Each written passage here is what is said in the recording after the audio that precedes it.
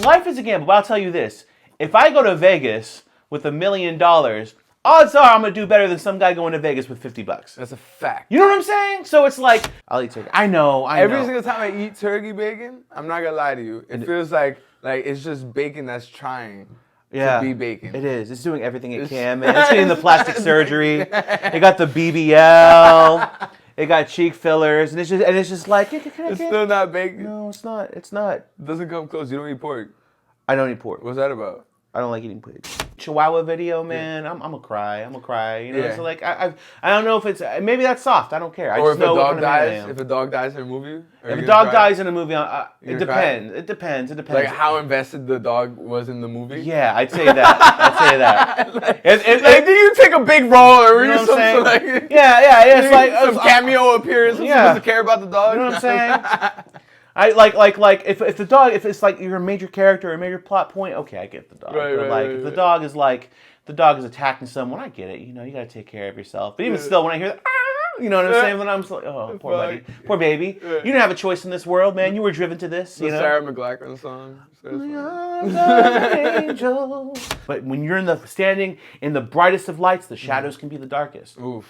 And so, like, that's, you know, it's like, yeah, I see a man, you know, on the street right there. He's wearing very expensive clothing, right? He's wearing like the hidden luxury, no labels, just the shit that you know is expensive. You know what I'm saying? But it hasn't any labels. And you go down to the subway, and I see a dude with half his feet peeling off, laying down in the subway platform. Yeah. It's right there. It's right there, right next to each other. True.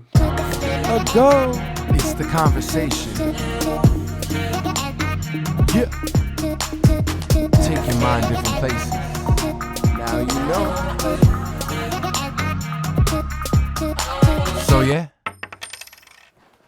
So yeah. We got Paul in the crib. What's good? What's going on? How you feeling, bro? I'm doing all right. I'm doing okay. Yo, talk to me. How was your day? How was your way over here? Where you coming from? I'm coming from Kew Gardens. Kew Gardens? Mm-hmm. Oh, snap. Okay. It's like a little east of Forest Hills. How you like it there? Because I know New York is not where you're from, right? No, I'm originally from Texas. Texas. Mm-hmm. Where in Texas? So I'm from a town between Austin and San Antonio called San Marcos. It's like where Texas State University is. Have you ever heard of Brockhampton? That's where they started. Oh, yeah? Yeah. So that's where I'm from originally. I mean... What made your way around here? I mean, my father's Puerto Rican, and he's from Newark. And so when I was a kid, we would come up to North Jersey, and then, you know, I would come to New York City, you know, every so often. I just liked it a lot. And then when I was in college, you know, I studied theater. So it was like, that's kind of always been like theater? New York. Theater, yes, yeah. So I've always wanted to be on the stage in New York City, but I Broadway shit or like if I could do Broadway, that would be dope. And let me be clear, like this is a very snobby term that a lot of actors use. They like legitimate theater. They're not as big into musicals. You know what I'm saying? Like it's just not as enjoyable. I like being in there and just being like, yeah, that intensity on stage. And I like film acting too. And there's a good film scene here, and there's a comedy scene here. I do stand up, so right. It's that's kind of what drove me up here. But it took a long time. There are a lot of twists and turns on the road to get up here. Tell me about some twists and turns, man. And what age did you decide to leave? Texas. Well, I had decided when I was like 18, but I hadn't made the path to do it until I was probably about 28. 28, yeah, I was 28. It was because I first moved from Texas to Atlanta. That was the first city I moved to, and because my best friend, at 28. At 28. Okay. Because he always wanted to go there, because like, you know, it's a black mecca. He was a black dude from Texas. He was like, let's go to Atlanta, and I was like, bet I'm gonna go to Atlanta. I'm gonna bring my girlfriend, and I don't know what I'm gonna do. You know, I know I've been trying to do this acting thing, but maybe I can sell some beats. Like that was the idea, because Atlanta has a great scene. Okay. And you make beats? I do, not very good. I'm not very good. Just enough to like, if you want some like music in like the background of like a scene, or if you kind of want like a very kind of generic like trap beat or hip hop beat, then I can go ahead and make that for you. Right. But like I'm not like incredibly well versed. Like I use a pirated FL Studio, and I just buy sound plugins and put it in. My homie did too. He's Yeah, dope, man. and he's dope. Yeah. Like he's dope. I mean, like most of these kids who make beats now, like they kind of work with pirated stuff until they can actually afford to buy it. And if you can buy it, so you don't get in trouble. But yeah, like you can create some pretty cool stuff. And I like FL Studio. I think it's pretty versatile. Wow. You know. So how'd you convince your girlfriend to move from Texas to Atlanta? So that's a huge leap. It is a big leap, and she wasn't like really into it, but like I was just like, look, Atlanta has a great film scene. You're into theater, you know, we can make connections there, and you know, we can find new people. You're gonna like it a lot more than you like Texas right now, right? You don't like these people here in Texas. Let's go to Atlanta. And she was weird about it. We took a little trip ahead of our move, like 6 months before our move, like in September of 2017, and like she thought it was really cool. Oh, just to check it out. Just to check it out. She thought it was really cool. Right. We came back, and she was like, I kind of like this idea. And her parents had lived in Atlanta before, too. So it was like, okay. Okay, So she became cool with the idea. But, like, we had, like, hella fights about it. I'm not going to lie. Like, be honest. We had so many fights early on. Like, because my girlfriend, God bless her, she is, when we first got together, she had just transferred from a private school in Texas to the state school that I was going to at Texas State.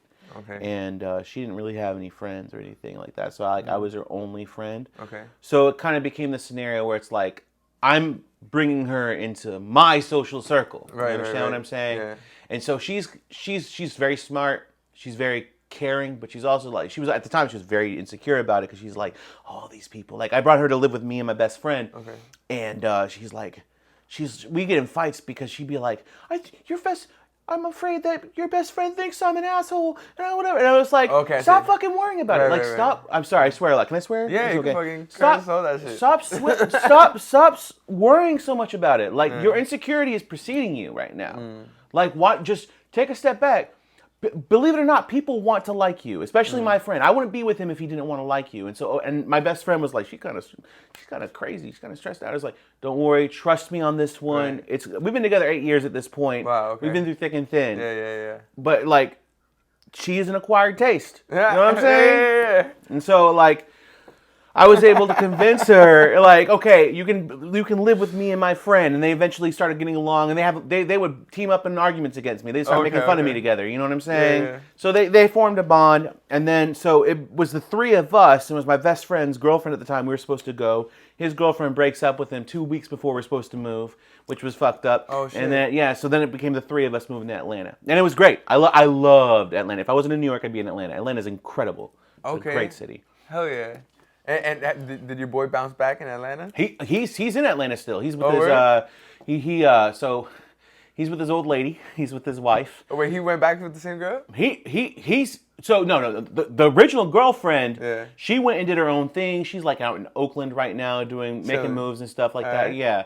His girl that he has now lives with him. So they got together, and then she ended up getting pregnant, and so they live together. They have 2 kids, and they're married now. And so he's a chef in Atlanta. Oh, nice. So that's what he's doing. And so, but I keep telling him, man, it's like, I know you love Atlanta. It's great. But you can come up to my neighborhood. I live right next to elementary school. You know, great culinary scene here. Just saying, if you ever want that as an option. My goal, one of my like secret goals, one of my dreams, is if I can just get enough money, buy a multifamily home, and then me and my girl can live in one part of it, and then him and his family can live in the other part of it. That's what's up, man. That's my thing. Because I want to bring my community with me. You feel me? Like, that's really important to me. And I he could stand to earn a lot more up here, I think, than in Atlanta. Even though Atlanta is booming, it's a great city. So tell me a little bit about your family. Okay. Like your parents. Like, what, you have a mom and dad? Yeah. So my father is Puerto Rican. He's originally from Corozal, Puerto Rico. He moved to the United States when he was 9. He grew up in Newark, New Jersey. My mother is just a Southern white lady, and she traveled throughout the South as a kid. And they met in the Air Force. Nice. He probably loved her accent. Oh, he did. Probably. It diminished over time. Because she was a military kid, so her accent wasn't as in. She'll say like Southern colloquialisms, like Southern sayings and stuff like that. But Cause I love how they talk, bro. Oh, you like the Southern Yeah, accent? I do. You like the Southern accent? I do. You know what's wild about the Southern accent is because I can go in and out of it all I want, right? Okay. Like my particular Southern accent is going to be Okay, a Texas accent, right? Right, so yeah. if I speak in a Texas accent, you know it's the pen. You don't say pan, you say pin. Give me that pin right there. You know what I'm saying? That's like the iconic There's feature some of. sazon in it. You know what I'm There's some saying? flavor Exactly. in it. But see, that's the thing. There's an Eastern Southern accent which has a little bit more Eastern Texas accent which has a little bit more of a Southern drawl, and then you have the West Texas accent that's much more clippy. You think of the Cowboys and the Wild West. That's what we're talking about right there. So like, there's just some variety into it. What do you think that's about?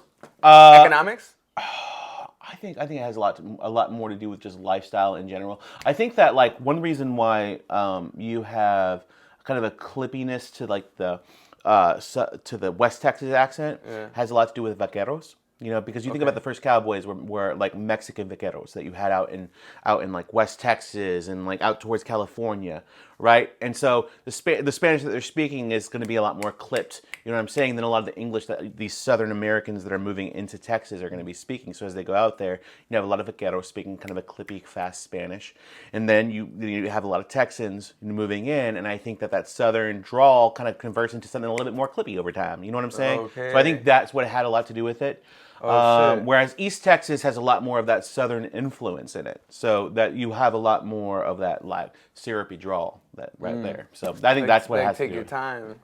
Yeah, Take your time with it. That's right. Yeah. So my mom, because she was her parents were military. She would travel a little bit more. A lot of military kids have an accent that's very hard to place. Like I don't know if you notice me speaking. I don't really. Yeah, no. It's hard to tell. Yeah, It becomes very neutral American. Fun fact: if you ever go to San Antonio, Texas, right, you would think that everyone there is speaking with like a Southern accent or a Texas accent or something that's to indicate where they are. Right. But San Antonio has the highest concentration of military bases in the United States. It's known as Military City, USA. So San Antonio, aside from the Chicano population that's there, you have most of the white folks, my light complected folks. They're going to speak with a very neutral American accent. Okay. The terminology is from all over the country. It's like an anomaly if you look at like a language.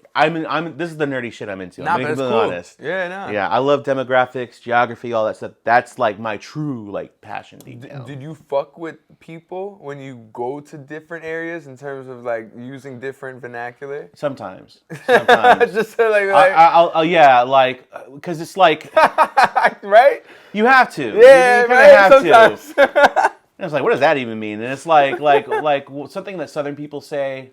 It's a very, very distinct, and it's honestly like a generation back. My uncle says "butamus" a lot. Whenever something's good, it's like let's meet up at this time. Butamus, let's do it.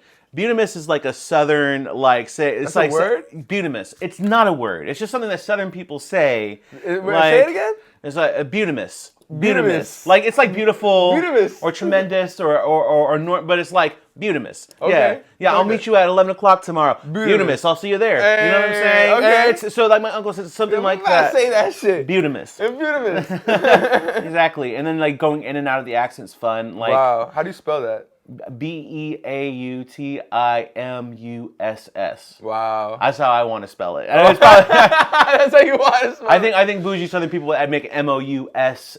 You know, like funny. the dessert. When'd you get into comedy? So I got into comedy in 2009. I pursued it, you know, fairly consistently when I was just starting out, and then I kind of let it sit on the back burner for a long time. There were a lot of things that kind of got in the way of doing it.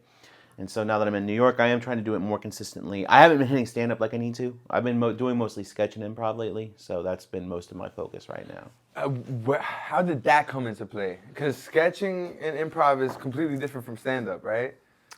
Okay. Or do you draw some elements? Yeah. Like... So yeah, they're all related. They're all in the realm of comedy. But the thing about you got to think of it this way, so stand-up comedy. You're the only performer. You're up there, you've written your own jokes, you're delivering these bits. There is sort of a formula for setup, punchline, and extruding these bits out. Stand-up comedy is the one I probably respect the most, the form of comedy that I respect the most, if I'm being honest, because it's so brutal to do it. It is like, when you have the formula down, you can do really well, but you really have to just go up there. It's all on you. And the audience is always the cruelest with a stand-up comedy. Why? Because the audience is like, I'm giving you a chance. You're one person up here, and you wrote these jokes ahead of time? What the fuck? That's terrible. I think that's the psychology behind it. With improv, I think it's the reverse. Everybody knows, oh, you're just coming up with this on the spot. If it's boring, yeah, everyone knows improv comedy can often be kind of shitty. Everyone kind of knows that. Everyone accepts that. Everyone kind of accepts it. If someone's going into improv comedy show, they generally know what they're getting into. And if they don't go to an improv comedy show again. That's just is what it is. Sketch comedy is closer to theater, which, like, to me is like, I don't know, comedic timing is like hard to get down if it doesn't come naturally to you. Right. But I feel like it's the closest to theater for me. It's the one I do the most naturally. So like writing a sketch and performing it with my friends, that's not nearly as challenging for me as like stand up is. So coming to New York, I knew that I would want to take improv classes at one of the improv schools here, because here's the thing. If you're in New York and you are pursuing improv, sketch comedy, whatever you want to do, there are certain schools which operate sort of as gatekeepers. Really? Yes. Oh, so like, you got pay money or what? Give ass? What? I mean, I don't know about the ass thing, though. I'm sure people find a way of incorporating that into the payment plan. You know what I'm saying? But like, one way or another. No, I'm not talking down on any of these schools. For instance, you look at SNL, right? Yeah. So if you want to be on SNL, the audition process, you have to create original characters and you perform in front of people. But in general, the people who are accepted as writers and performers in SNL usually have a background at UCB, which is Upright Citizens Brigade. It is an improv and sketch comedy collective. Oh, wow. Yeah. How'd you find that out? That's just basic research. Okay. And if you look at half the people that you see in comedy nowadays, like in terms of like comedic actors and sketch comedy and such, they all came up on UCB. Really? Or Second City. Those are the two biggest schools. Wow. Now, for a long time, UCB was out of New York, and so is Second City. They're back. And in the meantime, when I arrived in New York about 2 years ago, what was still here was the Pit, which is People's Improv Theater. So that's usually where I'm at. And so I would take classes there. And the classes, at the time, like, I had savings, and I was being very frivolous with my money, put a lot of stuff on credit. And so I bought classes at the Pit, improv classes. And so the people that I do sketch with, by and large, are people that I have met through doing improv classes. And we've had time to kind of form, like, chemistry together. Yeah. You feel me? And so it's a great networking opportunity, but it is pay to play. That's the thing you realize about acting in New York. The people who make it are either insanely bold and hustle like all the time. They make it their life. They cut off all their other friendships and stuff like that, and just go. Yeah. Or they come from money and they have the connections that can set them up, or they're willing to, they can pay for classes, pay for the best training and stuff like that. Like, look at all the people you love in Hollywood, right? Look at their background. They all come from money. They all have some sort of connection to the industry. And so, yeah, that's kind of how I got into it. Now, I am by no means that. It's still a gamble either way. It's still a gamble. It's still a gamble. But I'm just saying, if you go, life's a gamble. What do you say? Life is a gamble. But I'll tell you this: if I go to Vegas with $1 million, odds are I'm gonna do better than some guy going to Vegas with $50. That's a fact. You know what I'm saying? So it's like it is what it is. If you even using that analogy, man. Money is like it really makes things better. I think money makes things better. Like you hear the saying, like, money can't buy you happiness. That's true, but it can sure keep away a lot of sadness. Like, you know what I'm saying? Like, and it can kind of create this insulating barrier. So that's how I got into improv, and it's now I'm obviously in debt because I put so much money into it, and so I'm trying to come back around to the next feast section. And what do you think would be not only something that you can do, but something different in terms of how you're delivering it? What do you mean? Well, there's so many sketch shows, right? Mm-hmm. There's so many of these. How else may you present it to the world for the world to look at it? Oh no, I guess that's interesting. You know what I'm saying? Yeah. So recently I've been thinking about that myself, because I've been doing this podcast. Oh, this is actually, when this comes out, would be 1 year officially. Good job, man. So this episode would be the year anniversary of my of my podcast when this comes out. So who and like have you just people that you meet day to day? A bunch of different people, yeah. Okay. A bunch of different people that I feel like I could just have a conversation with, you know? And I've been thinking to myself, I'm like, damn, like what else? What can I do to make it like pop out more, right? Bring out a plate of chicken wings, man. That's maybe. But I've been thinking about it, right? I'm like, you know what? I'm gonna do this new idea. So you're the first person I'm gonna test this out with. Okay.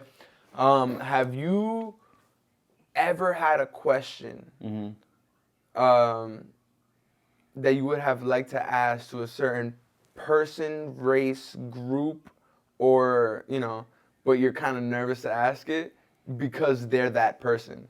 And if so, what is that question? It's going to take a little bit of time to think. It's going to take a lot. Because, hold on. Let me think. Yeah, think about it. I can edit it. Of course. So this is your first time trying it out?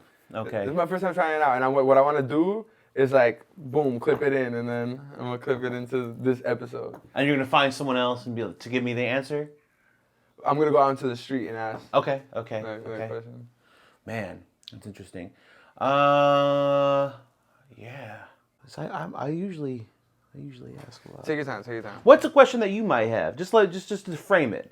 What's a question that you might have? I don't know. I feel like I'm not every question I've always asked. So I'm never really scared to ask a question. Hold on though.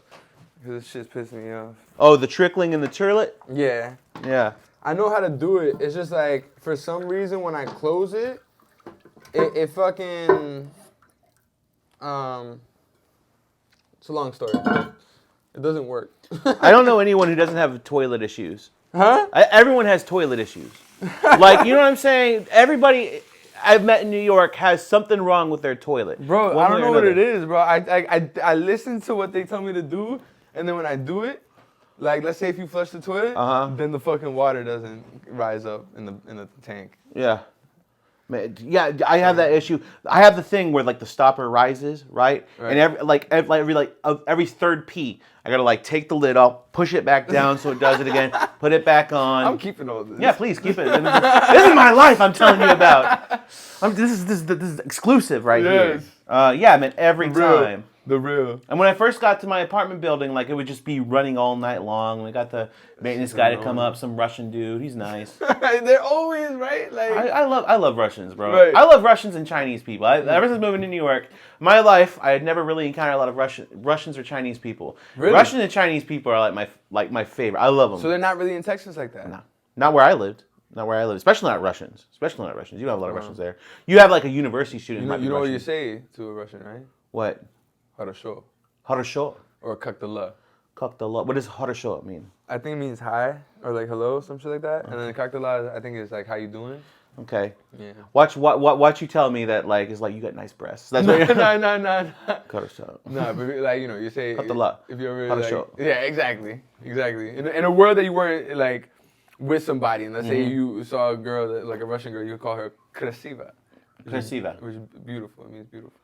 I remember that was like the one thing I wanted to learn how to say beautiful in every language at a point, so I could like say like it to a girl, be like, I know some shit, but I don't.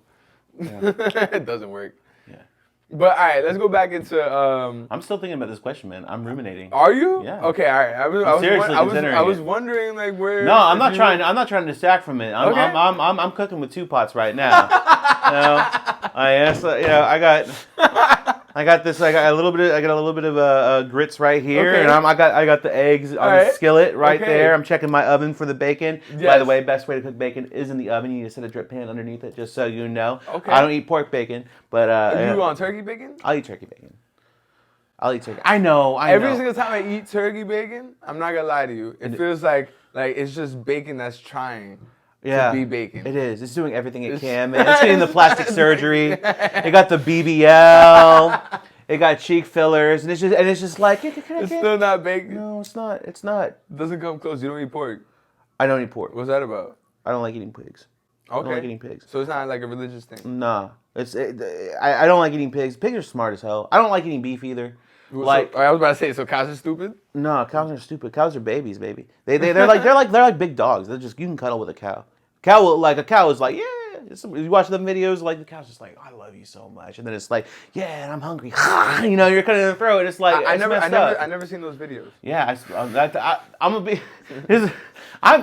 Man, I'm really I'm really a little kid in an adult's body in a lot of ways. Yeah. Like my favorite shit on Instagram is like cute animal videos. If I see a cute Chihuahua video, man, I'm gonna cry. So like I don't know if it's maybe that's soft. I don't care. I Or just if a know what dog kind of man I dies, am. if a dog dies in a movie. If a dog dies in a movie, You're it depends. It depends. Like how invested the dog was in the movie. Yeah, I'd say that. Like, did you take a big role or were You know you what I'm some saying? like Yeah. It's like some cameo appearance? I'm supposed to care about the dog. You know what I'm saying?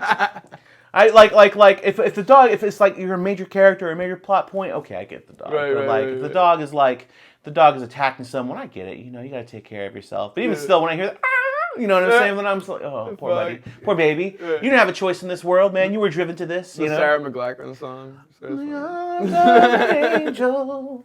I'm a dog that's dying. Yeah. That shit blew up from that. It did, that man. commercial, yo. It did. Or maybe it didn't. Or maybe it was already popping. I honestly think it ruined her career. I think it ruined her that career. song, yo, bro? I think because that's the only thing people think about. Time out. You know that song that's in the commercial, Venus? She's got it. Yeah. Man, she's got it. Yo, bro, tell me how I'm in the car with my girl the other day and she plays the song. I'm like, who plays this song to listen to it? I thought it was just in a commercial and that's it. Right? Oh, that's actually her right That's now. her? Okay. Was that her horn? Oh, she was, oh, get your ass out here. You're like, yo, Wow. you talking shit. You talking shit. I hear you from afar. That's so crazy. That's fucking hilarious. She coming up? Yeah, she's coming up. Okay. That's funny, man. Yeah, man. Because I remember hearing that commercial. I love like being a kid and seeing these commercials, and then I grow up and actually hear the song. I was like, oh, like I assumed. Right. And then you understand it. Yeah. Like it's like, oh, okay. There's a context to this. She's gonna bark and be annoying and shit. Tundra. No, she didn't do it. She just does that. She just needs to protect her territory, man. They're very good. Like they know the territory. Oh, but she knows. Oh. Hey, baby. The podcast is on. Hello. Hasn't started yet? No, it's on. We're live right now. Yeah. Hi. Your potato salad was very nice, by the way. Allison, nice to meet you. Allison, nice to meet you. Paul, my friends call me Cam. You can call me Cam, by the way, Camillo. That's my stage name. Oh, but shit, yeah. my bad. It's So okay, it's okay. You know me from work, so that's the context. Damn, I should have asked you. Don't trip. It's not a big deal. Camillo Stone. At Camillo H. Stone on Instagram. That's me. Okay. But yeah. All right. So damn, I would have put that in the beginning. Yeah. Instead of saying, all right. No worries. Cool. No worries. Damn. I'm not worried about it. All right. Hell yeah. Hell yeah. You could put the AKA Paul Roca. That's fine. You got a heavy ass hand, bro. You fucking know. box? No, I don't. I did martial arts as a This guy kid. would knock the fuck out someone. Like, I my did. hand just went to thought. No, I'm not trying to do that shit again. Can I do it with my there you go. It's a little more delicate. There you go. I have to take care of. I'm kidding. Oh man, I have big, rough, like violent, heavy hands. Yes, I do. I did do boxing courses when I came to like New York for a little bit because it's a great workout. My background is in martial arts. Like, I did kung fu for years when I was a kid. So yeah. I did a little bit of boxing. I did a little bit of like kickboxing, wrestling and shit. Okay. Yeah, I tore my lateral meniscus in a fucking match in high school, and that shit fucked me up for like a year. Oh man, And that's the knee, right? Yeah. Oh. Yeah. How'd that happen? Was it like you stood on it wrong, or did someone fuck it up? Nah, I think I just fucking like got up wrong in the position that I was at. Okay. And that fucking just went. I don't know, because I can't pinpoint the moment where it happened. But if I could think of any moment where it was just like I felt some like strenuous pain, it was that moment. Wow. Yeah, it was weird. Oh man. But a lot of random shit has happened in my life. I got hit by a bus, man. Damn. Like hit? Was it like hit. Was it slowing down and that's how you lived? Or No, actually it sped up because it was trying to, it was going fast on the yellow, you know, like. Oh. Yeah. Wow. Wow. I flew 7 feet up in the air, felt unconscious. Wow. Coma for 3 days. You flew 7 feet up. Yeah. So it threw you back and it threw you up. Apparently. Wow. Where was this? Main Street, Flushing. Oh, wow. When was this? This was September 17, 2009. Yeah. Yeah. Didn't you get any superpowers from it or anything? Nah, yo, I didn't get shit from that. And as a matter of fact, yo, get a good lawyer. Absolutely. Get a good fucking lawyer. Yeah. Tell me how. I got into another lawsuit after that, like not a few years after. Right. I got bad shit with cars, bro. I got hit by a car too, and it was like, but going to work, I wasn't riding my bike. You know that explains it. Yeah. It was like, bomb.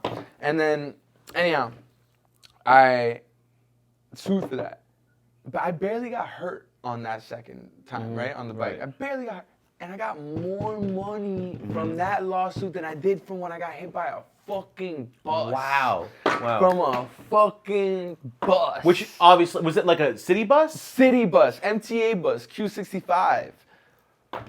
Which obviously they're From gonna a fucking bus. I know, bro. they have deeper pockets too. You should have did more. Yo, bro, crazy. But you didn't know better. No, I didn't. I was mad young. And also, my parents didn't necessarily know the good lawyer either, I guess. But like, yo, son, it all depends on like, sorry, that's Queen slang saying son. I know that. No, it's fine. It's fine. I grew up listening to Wu-Tang. I'm familiar with some of the vernacular. But it is different, man. It really does present a completely different outcome depending on the lawyer you get. I'm gonna tell you something, and I shouldn't say this. Say it. So I got a bodega I go to in my neighborhood. I love it. It's great. Okay. The guy who runs the bodega, he's a good guy. As far as I can tell, there's two guys who run it. One guy is like, yeah, I fuck with him. And another one, he's a little bit more cagey, but I get along with him fine. He came in, he's like, do you know any lawyers? I'm like, I don't know any personally. I can ask at work. And he's like, because I got an old employee that's suing me, and he could just put me out. And I'm just like, and I want to be like, okay, I'll find out for you. But there's part of me that wants to only get him like a moderately good lawyer. But my whole thing is like everyone has an old scumbag employer that you're just like, man, if I could sue that motherfucker, I don't know the circumstances. Right. Like all I know is you own the business, and the dude who's suing you, he probably has a reason why. Right. I don't want to give you like a good lawyer. You know what I'm saying? Well, I'll give you a moderate. I'll give you a moderate lawyer. I'll give you a fighting chance. You know what I'm saying? I gotta take care of it. You know what I'm saying? Who's the big guy here? You know what I'm saying? Referral. Yeah, exactly. That's what I'm hoping for. But yeah, dude, like what were we talking about? Well, you never asked the question that you wanted to ask. The question, man. I'm getting there. You're cooking a pot, but one is getting burnt, bro. One is getting burnt. No, one is getting. It's not getting burnt. Okay, it's reducing. There's you a lot got of low heat. It's low heat. It's simmering. I'm letting it reduce. Right. I'm letting all those flavors mingle and solidify. Right, you know what I'm saying? Yeah. That's what I like to do when I cook. Reduce that shit. I feel I like to cook too. That's like my big background, like in terms of like what I did for a living. Did you ever work food service at all? I did, but I was a server and I never cooked. You were a server. Yeah, Tundra out. So you served the food. You never had to be in the kitchen. Never had. That makes sense. That makes sense. Because you're a face. What are you talking about? You're a face. You're a pretty guy. Get the fuck out of here. You're a pretty guy. Get the fuck out of here. You're a pretty guy. Yo, I and never. a social butterfly. This guy. Okay. He's a piece of ass right here. This guy. Let me get your tips. There you go. Let me get your tips. You know what I'm saying? I get it. I get the game. I want to cook though, cause it's good, yo. Like low key, if you're a cook, I feel like that gets you like girls like that more. Yeah. Yeah. Girls like that. Allison, you like that more? Shut the fuck up, bro. She's in the shit. You got me to drop my lighter. She does though. She does. She doesn't even have to answer. What you want to cook? What you want to cook? I mean, like fucking. She's into like steak and shit like that. She likes steak? Yeah. Okay. Does she like her steak well done? Or does she Yeah, prefer? She well likes done. it well done. Well done. So there's a fun fact. Just because you cook a well done steak does not mean it has to be dry. Doesn't mean that it's not juicy. Right. There's a way you have to cook it. Do you have a cast iron pan? No. Okay. Go down to whatever store, get you a cheap ass Lodge skillet. Okay. Make sure the bitch is seasoned. Okay.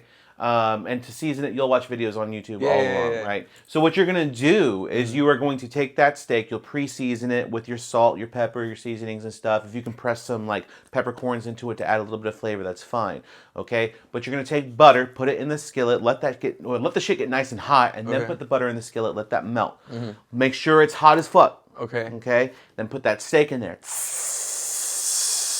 Okay. You're gonna let it sear on both sides. Sear about, I'm going to say probably about 6 minutes each side. Okay. 6 minutes each side. So that the inside is still going to be a little bit cool and pink. Okay? And then what you're gonna do is you're gonna keep it on the heat, and you're gonna ladle that melted butter onto it as you cook it. Yeah, I'm telling you. No, this is the terminology. Like, take the spoon and take that butter and put it on top. Okay. Turn it over, do the same thing. Okay. Okay, that's gonna help preserve the juices. It's gonna help really bring a lot of fat into it. Just unsalted. I prefer unsalted, and the reason why I prefer unsalted is because unsalted allows you to control the salt amount. Okay. So if you have, I like to grab coarse kosher salt, sprinkle it on, right? That's going to let you control the salt amount more. You get salted butter, you're going to have less control over that, and so something might come out too salty. You don't want it to be too salty. Now, in general, if you don't have salt in the house, okay, you can use salted, but I prefer unsalted. What do you think about Salt Bae? Salt Bae? Yeah. I think it's hype.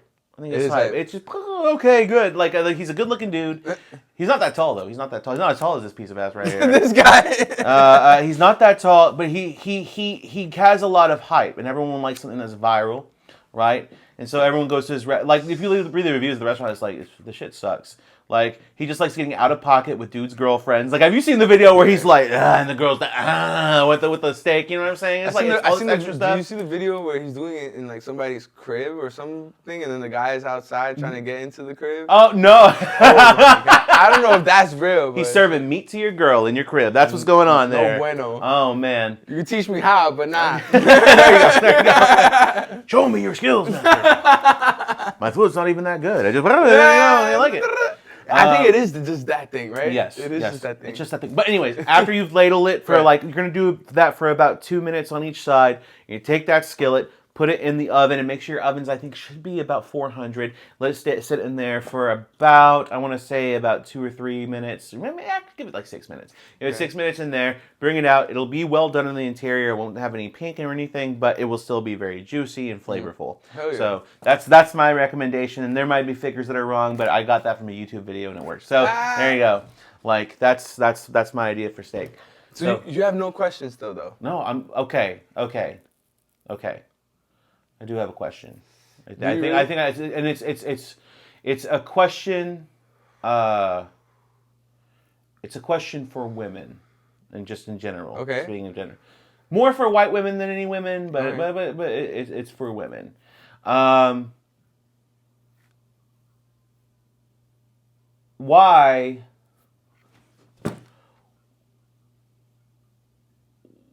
Why do you think?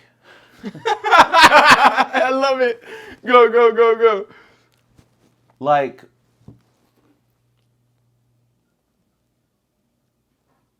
why do you think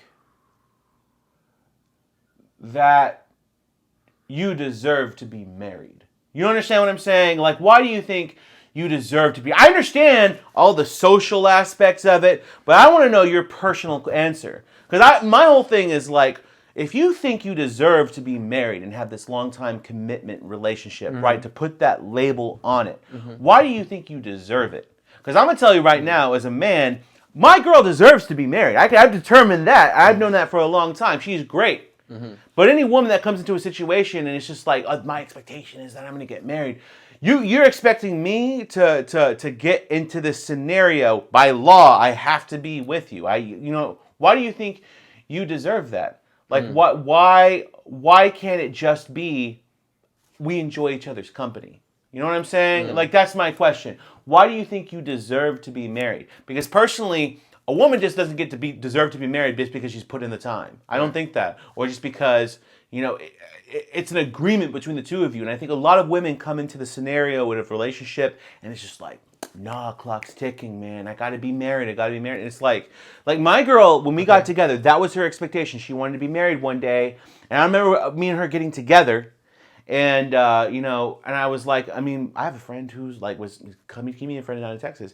He didn't get married to his girl until after they've been dating for 10 years. She's like, that's crazy. I was like, 8 years on now. I'm just like, still not married because it's like, this shit's not right yet. But there are some women out there. Doesn't matter the financial circumstances of their man. It doesn't matter how hard, things have been. It doesn't matter if they're fighting every day. You better be marrying me, goddammit. And why do you think that? Why do you think that you deserve to be married? Okay, I'm going to ask that question right now.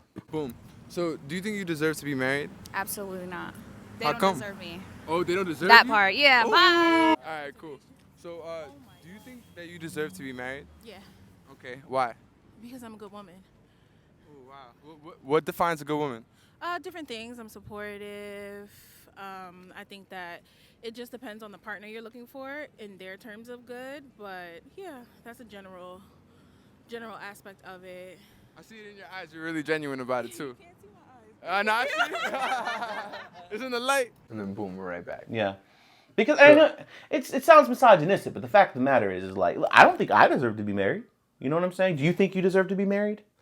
That is a tough fucking question. Do you think about marriage at all? I haven't until We'll be quiet. no, I haven't until my girlfriend. I'm gonna be honest, cause like even before that, like I was just like, damn, I don't know about you know what I used to think. I was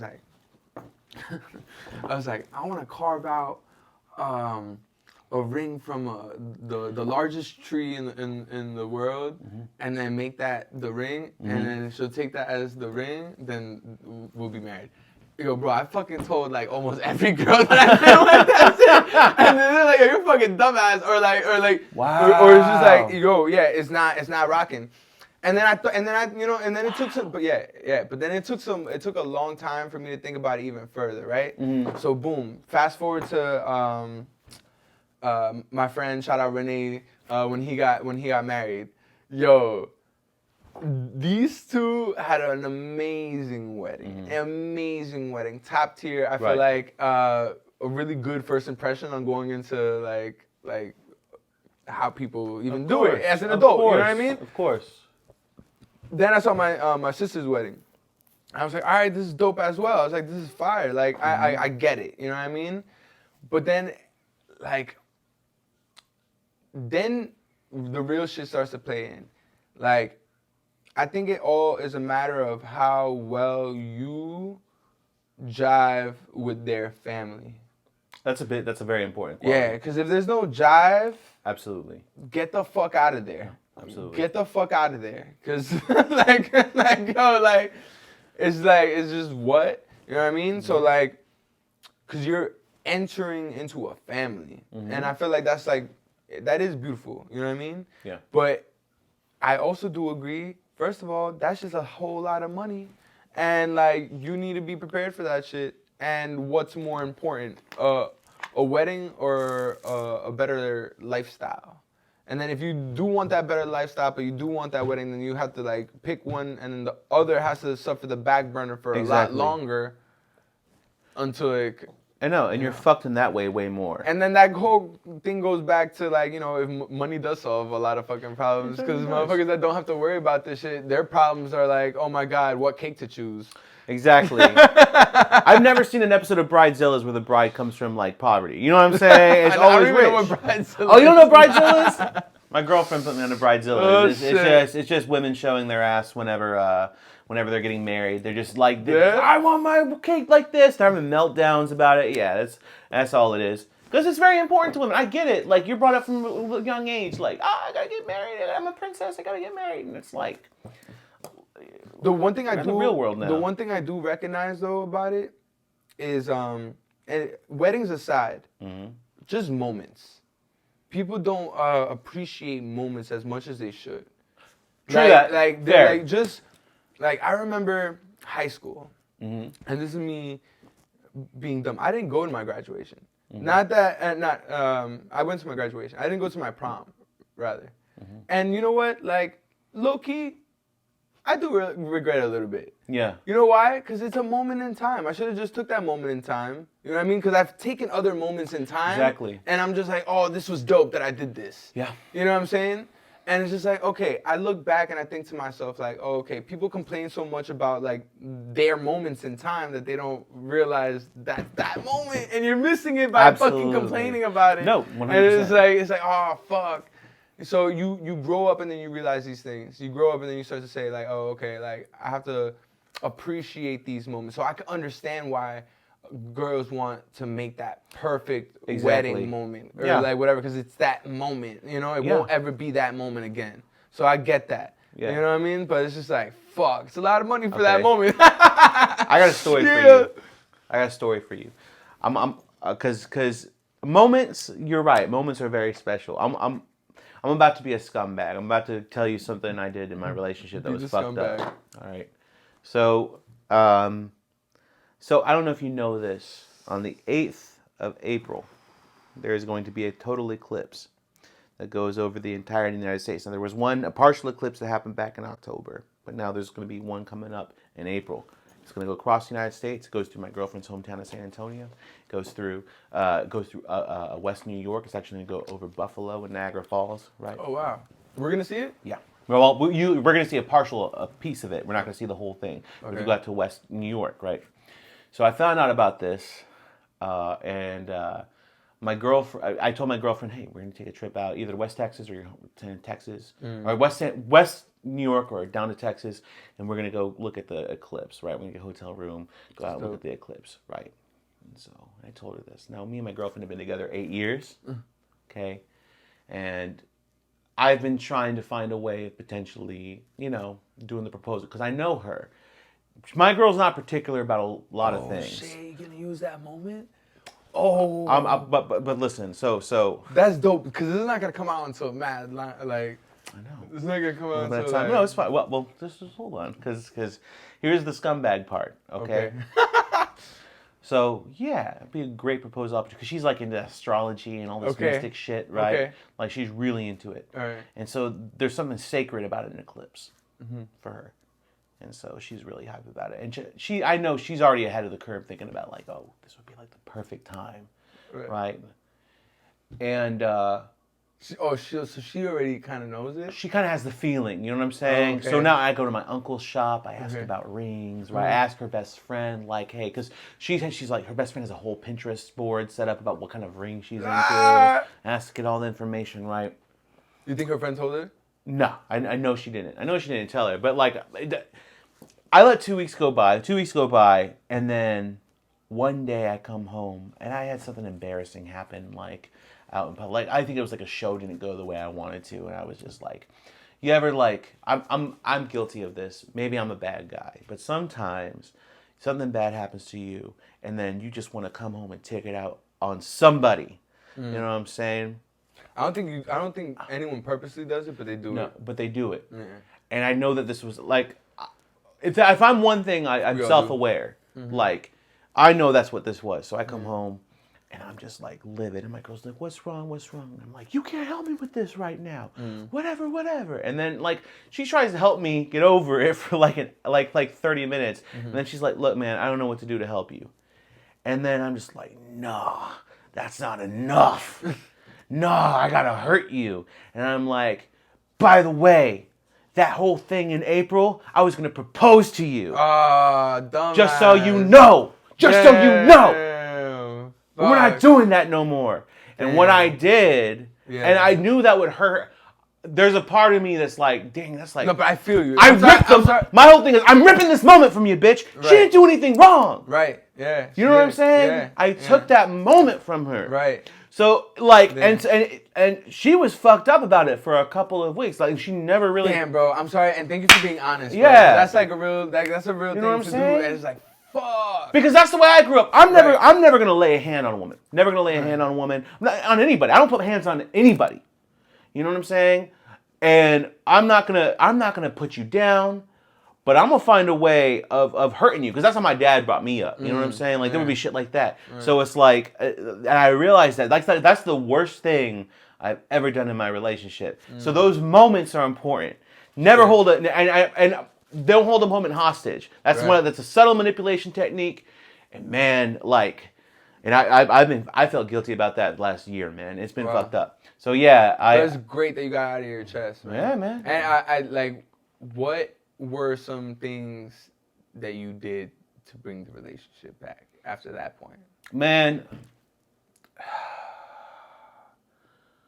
just recognizing you fucked up immediately and acknowledging it immediately and owning up to it in that moment. It's like really important. Understanding is like, look, like, I deserve whatever bad feeling you have towards me right now. Because my girlfriend's not going to break up with me over much of anything sort of cheating on her, right? You know what I'm saying? But like, to understand that, yeah, like I crossed the line there, and you know, I'm sorry about that.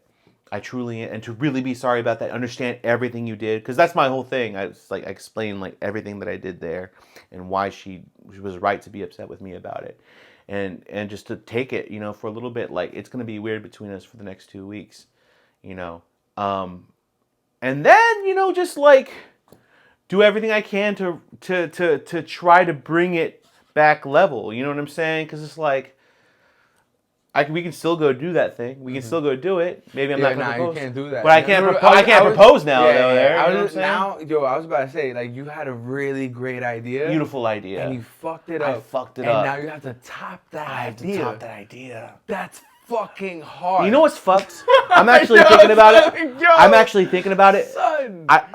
Maybe this Fuck. is maybe. If I saw this in a movie play out, that's literally what my You know what I'm reactions would be. saying? Like, Yes. when I respond, like, when I said dumbass, bro, I hope you understood that. No, You're not a absolutely, dumbass. bro. I'm a dumb motherfucker Alright. right here. You Alright, understand? maybe I'm a it's- foolish guy. Maybe so, in that It's moment. okay. But I, like, you know what I mean? So- I don't think overall, though. Yeah, you know, I'm actually thinking about it, and this is getting a little psychological with it. Okay. Fuck. I haven't really put this much thought into it over the last, like, several months, but, like, Okay. maybe the reason I did that is a fear of commitment thing. Like, maybe it's just like, fuck, well, I'm going to have to top that now. So I guess I have to wait until I can top that, and maybe Right. that's my way of prolonging Taking it. Sam, if you see this, like, look. She's gonna see it. She's going to see it at some point. Yeah, but it's not going to come out until sometime in February, I think. Yeah. So You have time. Yeah. You have time. I'm like, no, of course. I'm not worried about it. Like, she understands, like, where I'm coming from, but it's just like, yeah, just, you know, maybe that's what it is. It's like, I can't believe, like, I did that in that moment. And so, like, that's like the worst thing I've done in our relationship. Her worst thing is, I'm going to talk about her worst thing that she's ever done, because she never, like, cheated on me. Mm-hmm. My girl is the jealous type. Let's just say that. You ever have a jealous girlfriend at one point or another, and it's just like the jealousy argument that you have that's just like, what the fuck are you doing right here? Like, why are you getting this crazy with it? We had one of those at one point. I got you. Yeah. But I think that, like, building a beautiful relationship, you're gonna have construction accidents. You feel me? Yeah. Like, you are gonna lose like half your crew periodically building a good relationship, and you just have to keep going, keep constructing it. Eventually, one day, you know, you have the I want to say Statue of Liberty. You have this, you know, you have this big beautiful construction there, and it's like, wow, look at what we built there. Right. But you got to understand that there has been a lot of collateral damage along that way building that relationship. So true, man. Yeah. It's so true. And then you start to think about, like, the people that been together, like, for 60 years or whatever, they gone through thick and thin, like. Yeah, man. But then I don't want to put anything in the wrong. Let's just say I know this old guy, right? That when his wife passed away, he was quick to hit up not only another woman, but a woman that he was hit her junior high school teacher or some shit like that. Wait. His wife's junior high school teacher? No, like, he was a teacher back when he was younger. And like that was like his student. But like years. Ooh. Right. That's a little fucked. Right. And then you think about it, right? And it's just like, well, you claim to have been in this fucking happy 60-year marriage and shit like that, but then, like, that's what you present to the world, but that's not the case. Yeah. You know? Because, you know, like, deep down, at least the way I see it is, like, you know, who might have been like, oh, maybe I got this right here. You know what I'm saying? The contingency plan for after all this contingency plan wraps up. Yeah. No, I mean, that said. And who's to say, like, why can't this person not be happy after that? But the fact that it's that type of relation makes it weird. Yeah. Like, and then, why'd you have to go down that path? Well, also, how long have you been in communication? Yeah. Have you been setting it up the whole time? Right. Yeah. Was this a fucking, like, through letters? Because you're old as fuck. So, like, you didn't, like, at some point, you didn't have no fucking email. Yeah. You know what I mean? Well, I mean, I don't know. That's always weird, right? Anytime you have that sort of power dynamic between, like a mentor and a mentee, you know what I'm Right. saying, like that. Like, it's hard to have anything come from that without there being a sense of like you were kind of grooming them for this situation. And that's what the definition of grooming is when I hear someone say that. That's a fact. So it's like yeah, that shit's fucked. And especially like after you have this beautiful relationship, so to speak, with your wife. Because part of me wants to be like, if it's a younger woman, whatever, right? I get it. But like, if he was in communication with her beforehand, maybe him and his wife had some sort of arrangement or something. Because some people have that, but Or another possibility is that they weren't in communication, just so happened to get back in touch after years. Yeah. Like they just saw each other at a fucking supermarket or some shit like that. Possibility. That's a possibility. Possibility. That evens the score a little bit more, I'd say. But I mean, it's it's still weird. still weird. It's still weird. Like, Yo, all right, so you've been through a lot of shit, man. And all right, before you came to New York, you were in Atlanta. And now, how were the transitions like for you culturally moving from Texas to Atlanta and then Atlanta to New York? What did you notice about people and what did you notice about yourself? I'll say that Texas to Atlanta was easier than Atlanta to New York Yeah? in terms of like culturally. Well, in some ways it was hard too. So, what I noticed about people going from Texas to Atlanta was that when I went from Texas to Atlanta, people were much more stylish overall. In Atlanta. And Atlanta's an incredibly stylish city. Right. Like, I feel like so much style that you have in New York is based around labels, whereas in Atlanta people wear much more color. They dress, they have creative ensembles. Like, Atlanta's a weird city. Like, a lot of weirdos there, and it's great, especially in the black community. It's incredible. And also, it's just more playful. Like, overall, it's just more playful. Like, in Texas, like, people partying, some people are a little bit taciturn. What does that mean? Like, more stern, more Okay. of a sense of like, yeah, they're not like rude, they're polite, but it's like nobody really has a sense of humor about things. People in Atlanta have a great sense of humor. You know what I'm saying? And what I noticed about myself going to Atlanta was that I was pretty sheltered where I was when I was in Texas. Like, I really wasn't exposed to a wide range of perspectives. And this is after like going to college. I dropped out of college twice when I was in Texas, and then I went to a Job Corps for a little bit. I don't know if you know what a Job Corps is. That's a place where low-income people... You get jobs. Well, you can get a GED or a diploma, and then you can learn a trade. And it's a lot of people from like low-income situations. I had a lot of people from like the hood of like Dallas and Houston and San Antonio going there. And so I was exposed to like a lot of things. I grew up in a double-wide trailer out in the country in Texas. In a trailer. In a trailer, yeah. So we gotta get back to that, But yeah, so going to Atlanta, there's a greater sense of style. And then going from that's what I noticed about people there. When I went from Atlanta to New York, the bigger thing that I noticed was that people here are incredibly kind. They're incredibly kind. They'll help. The whole thing, like, people in New York are kind. They're not nice. It's very true. People aren't going to worry as much about the niceties, and so it's truly the case where people will help you out. If you ask someone, "Hey man, can I get a little bit of help here?" They'll help you out. You just need to be quick about it. Right. But they're going to help you out. That's what you're gonna be. Yeah. But like, Don't waste your time. but if you show a sense of urgency, they'll spend hours with you if they need to. Once they've committed to, fuck it, I'm helping you out, right? But you need to show that you give a shit about their time. Right. But like in Atlanta and in Texas, the Southern thing is very nice. It's not necessarily kind, right? It's very much a sense of like, I'm gonna decline. You're starving in the middle of the street, and you're gonna ask me for food, and I'm not gonna help. I'm not gonna help you, but I'm gonna be very polite about it. You know what I'm saying? That's how the Southern thing is. So that was a distinction. Also, I don't know, man. Like, people in New York are just more. They're just more resilient towards bullshit. You know what I'm saying? Like, I feel like people in New York have a much better sense of like, shit's fucked up. It is what it is. We're gonna keep it pushing. I think it's because you see, like, in New York, you see so many examples of life. Yeah. So quick. Exactly. Yeah. So quick. So like even if you're getting played and you don't know, you're gonna know. Yeah. Then you're gonna figure out that game. Then you're gonna see that game in other shit. and in other people and in other things and institutions and Yeah. blah blah blah, and you just be like, you know, I was thinking for a while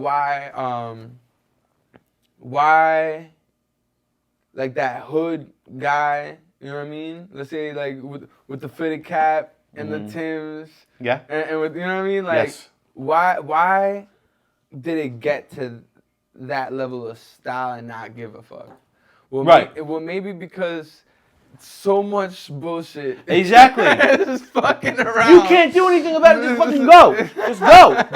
Push through it and get to your shit. Yeah, man. You know? But I think that people get caught up in a lot of shit. They do. And New York City is a beautiful place to find out who you really are, though. Right. Like, you know, because Absolutely. I feel like anywhere else, and not to downgrade anywhere else, because I think other places are great. But I feel like people have more time in other places. Yeah.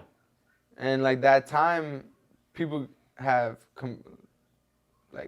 make themselves comfortable in that time. And then when you don't have as much time, you have to go through shit quicker and face things quicker if you want to be Right. successful. If you don't, then you're just gonna be backtracking. Well, I think that a lot of people, like you grew up in New York. Mm-hmm. One thing a lot of people don't understand about New York is nowhere in this country, nowhere is like New York. New York is dense. It's the only true world city in America in terms of like other cities around the world are dense. We're dense. We have public transportation infrastructure. When I was in Texas, if I wanted to go do open mics, comedy open mics, I'd have to drive and drive and drive. If you're in LA, that's the case. If you're around most places in the country except New York, you have to drive. So you say that people have more time, but they have more time, but so much more of it is spent doing bullshit, like commuting. I feel like here in New York, you can get so much done with so much less time. And so you feel the clock, and it's like, I have so much to do right now. New York, I feel like in Atlanta and in Texas and wherever it was, you'll have talented, brilliant, creative people, right?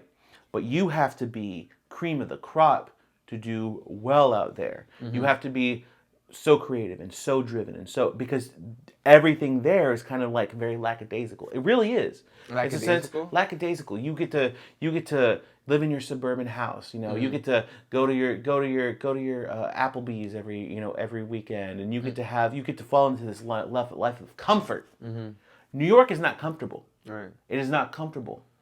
The only comfort you get is from pushing forward and making shit happen here. So true. So it's like, what I feel like is you have to be cream of the crop everywhere else. And in New York forces you to be your best self. Yeah. I feel like New York, because there's so much going on, you have no excuse here. You don't. Yeah. You have no excuse. You have the finest. You have the finest of everything here. Right. But you also have. But when you're standing in the brightest of lights, the shadows can be the darkest. Oof. And so, like, that's, it's like, yeah, I see a man, on the street right there. He's wearing very expensive clothing, right? He's wearing like the hidden luxury, no labels, just the shit that is expensive. You know what I'm saying? But it hasn't any labels. And you go down to the subway, and I see a dude with half his feet peeling off, laying down in the subway platform. Yeah. It's right there. It's right there, right next to each other. True. And so it brings the best out of you, because you're always reminded of how bad it can get and how good it can get. Yeah. So that's what I love about New York. It's true. How I've changed as a person. Going from Texas to Atlanta, it was a realization that it was a realization of like, oh wow, it can get really cool. I can actually meet creative people and have interesting conversations with them and have them respect me, as a person, and really get to know people and be engaged with this like just raw creativity. I can do that, and I can still hold my own. Coming to New York, the realization was, but like, nobody's shit here. You know what I'm saying? Nobody, everyone here is struggling. Everyone. Yeah. It doesn't, anyone who is, if you're in New York and you're not struggling and you're kind of fucking up. You have to have everyone I know who like has so much potential. They're actually going towards it, or else they're fucking leaving. Yeah. You know what I'm saying? Yeah. They're out of town. They're going. So the realization was, it's like, oh, I'm just as good. I'm not only can have a conversation, have access to it. I'm just as good as all these jabronis. I'm on the same level as them. Jabronis. Yeah, all I have to do is just don't quit. Yeah. I'm sorry. No, Don't quit. Don't quit. Always keep going forward because eventually it's going to happen. Yeah. But I am in the right place, and I've wanted to come to New York my whole life, and it's people don't understand the privilege of place. I think that's something that people don't understand. We understand, okay, I'm in America and I have better opportunities than a lot of other countries around the world. You don't understand. Someone who's growing up in like rural Kentucky, or rural Arizona, or even like a nice place, like they're growing up in the Midwest, right? The access to culture and opportunities is unrivaled Slim, here. It's slimmer. But even with social media. Even with social media. Yeah, because they're just seeing it on a screen. It's not like they're seeing it in on real a life. screen. Yeah. You know what I'm saying? There's that disconnection. There's that disconnect. I can meet someone here and I can dap them up and have a conversation with them. Let's go get coffee. It's a more intimate conversation. New York, one thing about this world that I think a lot of people have lost sight of is that community, the sense of community that you have as a human being has been eroded so much by social media, right? When you're in New York, you're kind of forced to encounter people. Because we're a city. Like cities are supposed to human beings live in cities like ants live in colonies. It's just it's something that we do. Yeah. We congregate together. And so you have so many little microcosms, micro communities. Like I remember growing up in Texas, and I remember my mom telling me, it's like, oh, I like a southern small town lifestyle because everyone knows each other, and it's like. That's like that in an apartment building in a big city too, man. Yeah. You know each other, you know your neighbors, Yep. and you know who isn't from there. Just like in a small town, you know who isn't from the town. It's just true. dense. Everyone's so scared of a big city, and everyone's so scared of New York. Like, because I was a tour guide for a year and a half In New York. In New York, Where were you doing that? I would do walking tours of Manhattan, and I would do a bus tour. Hold on, you want more? No, you're good with water. I'm good. I'm gonna do one more water. Yeah, please. Have that dry mouth. I do. What is that, gelato? 27% battery. What is that? I don't know. Some good shit though. Yeah. Slurricane. Yeah. Slurricane. Slurricane. Like slur, like you slur your words. Exactly. Okay, that makes sense. Oh, this is nice. Am I slurring? No, not at all. Okay, great. Not at all. Because I've. You're incredibly lucid. Don't worry about it. All right, great. Yeah. Have you ever experienced any type of like psychedelics or any type of like form of like Mushrooms. Mushrooms is my favorite. Like Yeah. because mushrooms, I did like mushroom tea, so it was like kind of light. It wasn't as like intense. I didn't do a high dose. I did LSD once, but it had no effect. I don't like LSD. I don't like man-made shit. But I've tried it. Yeah. My best friend loves it because it gives you energy too, and it's like exciting. But it's too much. So I've seen people like lose themselves too. yeah, I've lost myself on. It's crazy that it was legal. I don't know if it's still legal. Salvia. You ever did the salvia shit way back when? I can get never into the did. headshot. Yeah. Bro, salvia is the worst. Salvia is the worst. That's like when you talk about the ego death, like you completely lose yourself entirely. Right. Some people really like that quality to hallucinogens. Right. I remember the first time I did it, like it was kind of fun. I was just laughing so hard for so long. But the second time I did it, I was in my grandma's house, and I like lost myself in the pattern of her guest bedrooms. Like I completely disappeared, and the only thing that existed was like the pattern on her guest bedroom's comforter. And I was like, oh man, this is too much. I can never do this again. This is scary because my best friend had a nightmare experience on it. Yeah, nah, man. It could go either way. Yeah. It could really go either way, and it depends on what the situation is. Mushrooms are great though. I like. They mushrooms. are, and I like microdosing too, like that type of shit. What certain? Because again, this is what the point that I was trying to make before. You've gone through so many things in your life, right? What do you bring to the comedy table or to the sketch table from? Do you draw anything from your life into this, into your work? Yeah, like what do I bring to the table? Just honesty. honesty about where I come from, like honesty about like what I've experienced. Like my father was like hella abusive, and like, and I'm willing to talk about that and the crazy shit and his approach to shit in life, like that I had to So deal with. he didn't hit you. He just fucked you up No, mentally. he hit me some. Oh, okay. He hit me some, but there's like some verbal and abuse stuff too. But like a lot of ways. And like, but I mean, it is what it is. I'm strong. I've grown from it. You know, people say I'm made stronger from it. I'm stronger in spite of it. Like I had to overcome that. You know what I'm saying? These are trauma muscles right here. So like, yeah, like what I bring is just kind of an honest perspective on it. Like you know, like yeah, you know, I just don't. I'm pretty raw about it. And I'm gonna be energetic. Nobody's going to have my same energy. You know what I'm saying? Nobody's going to bring the same degree of energy and thoughtfulness to their stuff. Because I see a lot of energetic comedians who are just like, all character. And it's like they can't really slow down and just connect with an audience, you know, one-to-one. And I feel like I do that pretty well, too. And also I have a big dick, so it helps. This fucking guy. I think that type of energy definitely plays a role in the comedy scene. You got to have, like, be confident. You gotta be able to hit that stage. I never I never thought I could really be a comedian because I don't do comedy, obviously. Like, but I've written jokes. Like, You've written jokes? I've written a couple of jokes. Yeah. Okay. And it's on my phone. You want to work on your material? You want to punch it up? I'll give you notes, man. There was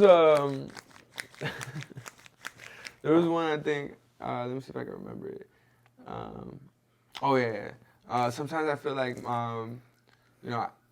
sometimes I feel like my dad left to make me a better man. Okay, I like that. Yeah, he took the man out of your life so you could become him, right? Oh man, all he left was his shoes, and you know, big shoes to fill. Well, I did it. There you go. I got him when I was 17. That's some shit. That's good. That's good. My dad had to leave so I could be a man. Actually, myself. Like my dad didn't get out the picture until I was 21. Really? Because I was really a daddy's boy. Like really a daddy's boy. In what sense? In the sense that like I didn't feel confident in doing anything with my life unless my father approved. So like I know my father approved and my father like co-signed it. You know what I'm saying? Damn. So yeah. See, like you know what's so crazy about life? Mm-hmm. Like, that happened with my biological father, right? But then God blessed me with a stepfather. But I didn't learn or had enough foresight to see the blessing that I had. Yeah. And instead of learning from this man, I was just like constantly just trying to do the opposite. Yeah, rebel against it, yeah. And it's fucked up. It's so fucked up. Yeah.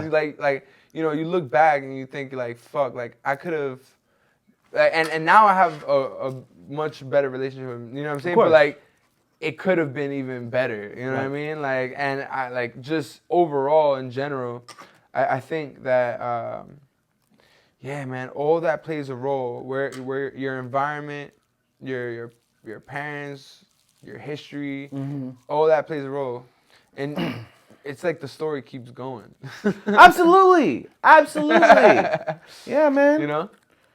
Well, because when you're young, you think you're going to die early, first of all. I think I'm going to die. I'm going to be dead I by did. 30. Yo, when I was young, I Of did. course. I had a lot of friends die, too. So it was Yes. just like, or people around I knew die, and I was like, what the fuck? Yeah. It's like, you didn't think you were going to go that long. No, you didn't think you're going to go that long. And then time passes by, and then you're just like, oh, shit. Maybe I'm not that good. Because they say the good die young. Yeah. Fucking like, I'm getting old now. No, Yeah, the good die young. Yeah, the good die young. And the evil die next. It's the mediocre who live the longest. That's it. And I don't want to be mediocre, man. I don't want to be That's mediocre. what they say? Yeah, I don't know. I just made that Oh, up. that's some funny shit. Yeah. That's, you know? I fucking, yeah. I mean, because the thing is, though, it's like, it's not necessarily that your relationship can't improve. Like, you know, it's like you can still have an awesome relationship with your stepdad, right? To me, the worst thing is the sense of lost time. You know what I'm saying? I could have had this connection with you for so long. Yeah. I could have not been banging my head against the wall and been cooperating with you as opposed to like, you know, kind of pushing against you. Yeah. You know, and that's the biggest thing. Like when my father died back in 2022, went to the funeral down in Texas, and like we hadn't talked in like years. And years, and then your dad died, and then you're yeah, he died. I get a phone call. I go watch a movie with my girlfriend and get out of the theater. I noticed I have a text from my uncle. He's saying your father's in the hospital. He's on his deathbed. I'm like, what the fuck? And then I'm like calling, and then I'm like calling and trying to get information. And then I get a text. Oh, he just died. Whatever. And I'm just like, and it's like I didn't think I would cry about it. I'm like in the middle of fucking on 34th Street crying. You know, just, you know what I'm saying? And trying to keep on a good face. I'm just like, fuck. It's just I can't hold it back. But I fly down to Dallas, and it's like my only thought, like I see his body, I go to the funeral service and everything, and it's just like, my only thought is, what a fucking waste. What a waste. What a waste of the relationship. What a waste of the time that we could have had. Right. You know what I'm saying? Because we didn't talk for years. It wasn't necessarily, he could have reached out to me. You know, he could have he did reach out to me once, and I talked to him, and then he tried to get some information from me that I didn't want to give him about other family members. I was like, look, man, you got to talk to them. And he just ghosted me. He didn't talk to me again until he died. And so it's like, it's a loss. It's a waste of time. It's a waste of a relationship. So yeah, but the thing about you is you still got your stepdad. You can still keep talking, and and it sounds like he's open to that. That's important, man. Yeah, nah, bro, like I still have not met personally. I've heard stories, obviously, but like I still haven't met another man as like patient and responsible as he is. Right. You know what I'm saying? Like, and also I don't know any other man that took, like, personally, obviously I know they're out there, but like that took 2 kids and a woman. Right. Yeah. You know what I'm saying? Like fucking, there's a whole lot and he was of good shit to and he was good to your mom, good to you. That's the thing. Great. Not even good, great. My mom has such a fucking like rough life. Yeah. You know what I mean? And like one thing is like, all right, when she was a kid, she never had like one of those like American dolls like thing. Okay. You know what I mean? Like, and like as like a sentiment, okay, like he got that for her. Which one did he get her? Do you know which one? Nah, I don't know that. Was it Amanda? Was it Josephine? I don't know. But just to say, you know, like that type of shit is sweet. It you is. know, like that's like. Yeah, that's what's up. She deserves that. You know? But you want to give someone the life that they want. That's the thing, and like that's good that you had a stepdad that did that. Like, it's beautiful. Because so many people who come into the picture want to make you into what they want, you know, and what they want, you know, and make you into an image that you know they're projecting, and it's just like let's let you be the best version of yourself and give you the life that you want, man. That's all I want. Right. Exactly. That's beautiful. Yo, man. What was like the first laugh that you got on stage? First laugh I got on stage. The first real laugh I got on stage, like big laugh, the first laugh I got was in a community theater production of The King and I when I was a little kid. And it was like if you ever seen The King and I, there's like a Prince, and he's like Prince Chulalongkorn. I was very, very flamboyant as a kid. And it was like yes, no, and I was doing that. First stand-up joke. Like that got a good big laugh. This joke. It was like you ever walking on your parents having sex? I don't know. You ever walking on your parents having sex? One time. Okay. One time. Yeah. It's fucked up, right? It was the only time. You're not happy about it, Never man. happened again. No, good. Yeah, man. I'll tell you. Say about the time that I walked in on my parents having sex. Okay. So it was dark, and I woke up in the middle of the night. I had bad dreams, and I was like disoriented, and I'm like stumbling through the house. And then suddenly, bam! Like my parents were just having sex right in front of me, right? Shit. It's like fucked up. Jesus Christ, what? And after I came, that's fucked up. I realized how bad what I was seeing in front of me. So I popped the sex tape out the VCR. Yo, that's fucking hilarious. Put it back under my pillow. That's fucking hilarious. That's fucking hilarious. Yeah. That was like the first joke that like, and I had to like strike it from my like stand-up repertoire because I used it so much when I was another time. So right. Like that's fucking hilarious though. Yeah. That was funny as shit. Yeah, it was misdirection, man. Yeah, have you done any stand-up in New York yet? Yeah, I've done some stand-up in New York. Where are you? I most of my stand-up has been in like the shows I've done have been at Broadway Comedy Club at like bringer shows out there, which is where a bringer show, just so you know, is like where you like say I'm gonna bring this amount of people to the show, and like you bring a minimum of people and they show up, and And so that's and it looks like a huge ass show, right? because the room's filled up. Right. Yeah, and I'd say the only like official show that I've done so far, like I did, so different comedy clubs in New York, just so you know, they have like. They'll have like new talent showcases, and like so one of the clubs was Broadway Comedy Club, did a new talent showcase there, and then I was able to get like another show booked out of that, and that was like my best show I've ever had. That's like that's like the show when you say like I killed, like that was like the best show I ever did, was like I killed this shit. So it made me feel good. I was like, I'm in New York and I had a show where I killed. Fuck yeah, it made me feel so good. Right. But like.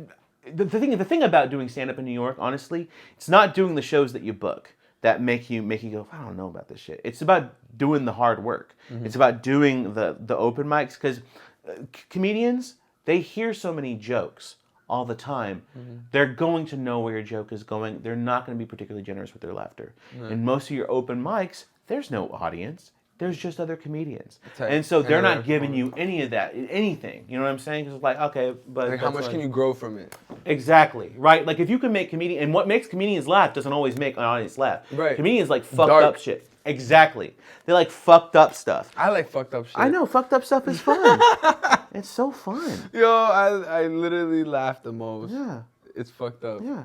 And it's like my favorite comedian right now is... Well, I like a couple. I like Nick Mullen a lot. I like Stavros Halkias. There was a podcast. Stavros? You know Stavi? Yeah. I love Stavi. You know he lives in Astoria. No. Yes. For real? Stavi, baby. Yeah, he lives in Astoria. Yes. So you might run into him. That's crazy. Never ran into him. Yeah, Stavros Halkias is incredible. I love Stavi. He just did I think he's about to do The Beacon this month, but he just released another special on Netflix. Something about him is so ambiguous. What do you mean? Like, you can't really, like, can you tell where he's from? I know he's Greek. He's originally from Baltimore. But he's Greek, right? He's Greek, but he's from Baltimore. But when you look at him, right, and if he didn't speak, would you be able to tell where he's from? Probably from some serial killer documentary is where I assume. He's fucked up looking, dude. But he gets play. He gets mad play. He says he gets play. He does get play. He gets it. Yeah. Because people, here's the thing, right? I'm going to tell you something. Let's say it. Anti-incel hour, okay? What the fuck is that? Incel, like involuntary celibate, like, oh, I'm ugly and I can't get pussy. Oh, those guys, right? Fucking just do what you like. Do the things you like. Right. And try to get good at those things. Mm-hmm. And, like, bathe and just be open to opportunities. That's it. That's it. Like, because people underestimate how valuable being funny is. There are three superpowers in this world, okay? And two of them you can't control, okay? And kind of the third one you can't either. But money, if you're born with money, booyah, life's good for you, right? Amazing. Exactly. If you're hot, that's almost as good as having money. If you're like a 8, 9, 10, right up there, like doors open for you, life just gets way better for you, exponentially better for you, right? I guess. Right, but the looks fade. That's the downside about the looks thing. But when you're pretty, you get places. People give you more chances when you're pretty. Think about like how you treat someone. If someone gives you a fucking attitude, you know what I'm saying, and they're like a 4 or 5, you're not putting up with that shit. Hey, shut the fuck up. They're an 8, 9, 10. Even if they're a man, it's like, I'm gonna have to second guess this. Oh, I guess. All right, man. Look, you don't have to talk to me that way. You know, can we work this out? You understand what I'm saying? That's so funny. And then it sense of humor. Like, actually, being funny opens so many doors because I think being funny disarms everybody. Yeah. Everybody. If someone wants to fucking fight you and you can make them laugh, they're not gonna fight you anymore. They're not gonna fight you. Man, shut the fuck up. You know what I'm saying? Fuck you, man. You know what I'm saying? If someone's like, being funny and being is the most disarming thing. So true. So like Stavros Halkias, he's an ugly dude, but he gets play. He gets hella play. And he like and he's funny too. He's actually funny. Mm-hmm. I saw his special, his most recent special. On the Netflix? Mm-hmm. Yeah. It's solid. It's solid. I've been following him for a while. I like a lot of. You fuck Andrew Schultz? He's all right. He's all right. He's a funny guy. He's a funny guy. But why'd you say all right? He's all right. There's something there's an undertoning something there. I don't, because it's like, I don't know. I feel like I haven't seen a lot of his material. I feel like he's I think he's like on like today's topics. I haven't seen a lot of his stuff. He's like on today's topics, and I think he harps on a lot of the same thing, other things comedians do. Other comedians do. You know what I'm saying? It's been a minute. He does like the cancel. Does he talk about the cancel culture type shit and all that stuff? Nah. Oh no. Okay. Nah. In that case, I don't know. No. I just doesn't work for me. Like that's what I'm saying. Like I met him a couple times. You did? Yeah. Was he nice? Man, nice. Okay. And cool as fuck, and actually funny. Okay. Like naturally. Okay. You know what I mean? Like. Oh yeah. Well, you have to be. Yo, dude. I remember, I met him. I think I'm not gonna lie. I think 2 or 3 times. Yeah. Wow. Yeah, because I was working in Soho. Moonlit night. Nah. I was UPS. Okay. Daytime. And I was seeing him in Soho. And one of the times, my homie Caramello, shout out Caramello, he works for UPS. He's this brolic Dominican dude. Okay. And like, he made him laugh. Saying nice. some shit. He made Andrew Schultz laugh. Good. He was like, see, I'm a comedian too. It was funny. But like, it was cool. Each time that I saw him, it was really cool. Okay. And there was one time I showed him like, oh look, I fucking went viral for this shit. This was for the time with the draft. Yeah. I was like, and I showed him the video. And then you know what he said? I was like, yo, this shit was slick. He was smart. He was like, all right, you just gotta do it again. Oh yeah. Yeah, I was like, oh shit. That put so much perspective. You get the virality again. Right. He's like, now do it again, basically. You know what I mean? Yeah. Like, I was like, oh shit. That's the challenge to That you. is the challenge. That is the challenge. Interesting. Yeah. So it's interesting. It is interesting. But everybody got a role to play, bro. And not everybody's so kind. But I feel like God sees everything. I don't know what your beliefs are or anything, but like I think the reason why karma or like certain shit plays out the way it do is because God sees everything. So like, I remember just coming across certain individuals, and you think, oh, because they have mad clout, that like sometimes it's not even real clout. True. You know, or sometimes you see like I seen Daredevil, the actor who played Daredevil in the show. Oh, for real? Yeah. In Soho as well. Okay. I was struggling with packages. A bunch of people passed by, don't help me. We're trying to open the door, trying to, yo, this guy help me. Yeah. He opened the fucking door. I'm like, oh shit, Daredevil. And then he answered in like some English, like he has an English accent. He's from England. Yeah. I'm like, oh shit, I didn't even know that. Because in the show, he has perfect English accent. Yeah. I'm like, oh, well, American English. Yeah. And I'm like, you're a good actor. You're a good. Man, you're polite, man. Thanks. Right. And you're polite, right? Exactly. And I wouldn't have known that. It's like people, I don't know. What I'm trying to say with this is that it doesn't matter what stature you're at. Hospitality, right? And just being kind is like absolutely. And I'm saying like, I think with like, it's easy to misunderstand how people are by seeing their public persona. I will say that. And everyone has their fucked up moments. Everyone has their fucked up moments. Nobody's always on. Right. And frankly, people who are always on suck. They always suck. Coming from the actors, if you're on all the time, fuck you, man. Be a human being. Right. Like the fucking musical theater people who sing on the fucking subway. Shut the fuck up. I'm not like interested in it. You know what I'm saying? So like, yeah, be a human being. Everyone's a human being. I will like you'd be surprised like who is an asshole in Hollywood, right? You know who's supposedly an asshole? Anne Hathaway. Anne Hathaway's. You know that pretty actress or whatever? She's supposedly an asshole. You know, she's supposedly really rude to people. J-Lo is supposedly really rude to people and stuff like that. You know, but you know what? You know what I also think about? It's like, imagine being them though. True. You know, and people always wanting things or like being on like, so it definitely plays a different role because you can't. How would you respond? How do you think you would respond? Man, shit. I'd probably be. I think we would respond in a funny way. I think I'd like to respond in a funny way. I think I'd like to respond. How long would you do it for? How long? Because it's like, again, you can't always be on. They're going to catch you at the wrong time. Right. You know what I'm saying? Like, and granted, you know, like, and what's wild is, you know, you just fought with your girl, boom, you're coming out. Exactly, and it's a double-edged sword, right? Because it's like it's an economy that requires people's attention, and it's an industry that definitely requires people's attention, you know. And then but you risk kind of if getting too much attention to where it's like, oh, I got to keep it going, bad or good. You know what I'm saying? It doesn't really matter. So I don't know, man. You're walking a tightrope when it comes to that. I don't know if I want to be like famous like that. You know what I'm You saying? want to be low key famous. I want to be like respected by people in my field. Okay. Of entertainment. What would like, be your ideal situation? My ideal situation would be, I would make enough money doing what I love to live comfortably. You know. In New York? Yeah. In New York, I love New York. I'd like to stay here as long as I can, bro. It's the best. It's really great. It's the best. It's incredible. I understand y'all like getting out and going to these places. I get it. It's cool. Yeah. For like a week. Yeah. For me. Yeah. For me. There are certain things I miss about like a more suburban lifestyle, but like what? Convenience. The car-based convenience. Let me be clear, right? You still have to have a car, right? But like there's no Walmarts in New York City. Like you can go to Walmart in the suburbs and just go grab something. Yeah, it's so easy. Walmart guys, like if you're trash like me, like you just grab whatever, you know, it's awesome, right? It's like, oh, they got Pringles that taste like, you know, veal, you know, veal Pringles. Look at this.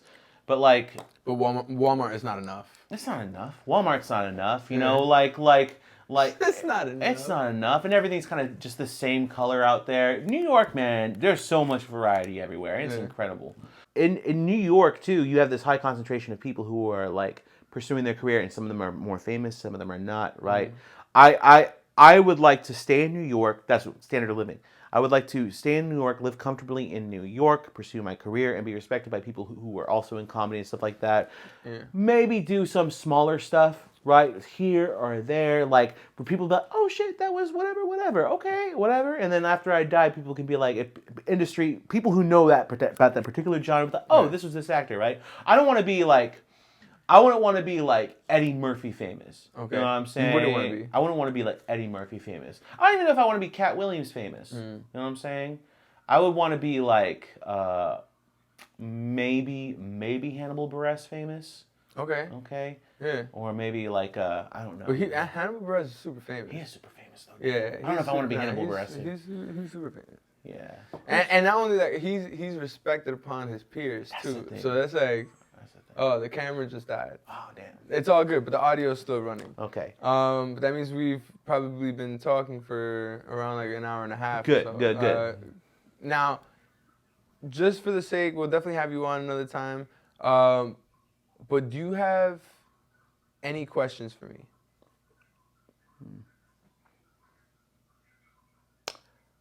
How long have you been doing? You've been doing this for about a year, right? This episode is 52. Okay. So you've done it every week? Every week. So you've been consistent about it? Yeah. That's like the most important thing with podcasting is what I hear, is you just have to be consistent and keep putting it out. Okay. I was going to do like 2 episodes a week, and I could do it. I have enough podcasts to do it. Nah, keep it but, a week. But yeah, Don't overload yourself. Yeah, exactly. I want to live a life too. Absolutely. Say a lot. But it's good that you're being diligent about it. What platforms you just put on Apple Podcasts? Nah, for right now I just have been dropping it on YouTube. Okay. And the reason why is because I've really been thinking about, first of all, whether or not I even want to do that. Like, it would be great to get a deal, to have that podcast be as big enough on YouTube that Spotify wants me to be on their platform. Or and if it doesn't get to that point, then it doesn't get to that point. But I'm still being me. Okay. You know what I mean? And I'm generating flow. That's one frame of thought that I've thought. You know what I mean? And then the other thought is, okay, what hub do I choose? So there's different hubs. And I've seen different prices. I feel like Captivate probably has the best price. It's a website created by podcasters. And they have a lot of offers. And this is not a sponsorship. This is dead ass like, I'm looking at the camera like it's it's out. But this is not a sponsorship. This is dead ass like something that I just considered because I looked at different prices and looked at different websites. And the hub essentially is that you can, put the podcast on there and then it just goes into all different platforms. Okay.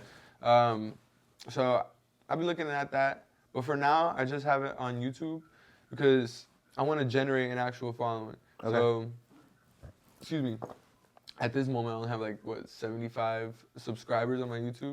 Okay. It's nothing crazy, you know what I mean? But there's different platforms. Like in Facebook and in Instagram, it generates mad views, you know, like through the reels. Yeah. So there is interest brewing, I feel. Good. You know, from what I've seen, you know, and when I look at...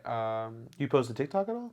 I post on TikTok too, but not as frequent. And I know. That's the youth, man. Yeah? Yeah. TikTok is just like, I feel like either I don't know how to do it right, Okay. or the way you're supposed to upload on TikTok is different than in Instagram True. and in Yeah. Facebook. It's a I little feel like complicated. how people are doing it is different. I feel like it's more interactive. It certainly is. I feel like it's more interactive, honestly. Like, it's more like face-to-face with your phone type of shit. But it's been in mind. You know what I mean? I've been You don't want to thinking learn about a whole new fucking platform, though. I understand. I get it. Like it's a lot. Like, I gotta learn to do this shit this way now. I understand. it. You have to do it. Yeah. It's how you move forward, right? Mm-hmm. I just had to figure out a way, and that's why I was like, all right, now I want to think, and that's why I asked you the question. So I'm going to ask that question Mm-hmm. outside to someone, clip it in, maybe use that as a reel, and then, like, you know?